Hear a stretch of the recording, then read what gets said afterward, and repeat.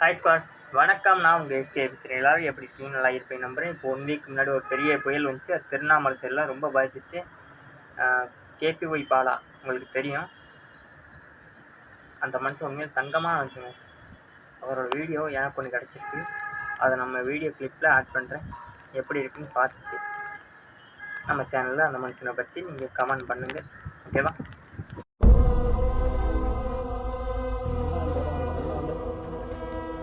ஆமாம், வீடு தான் இருக்கா? சரிங்க, சீட்டு எடுத்துருக்கு.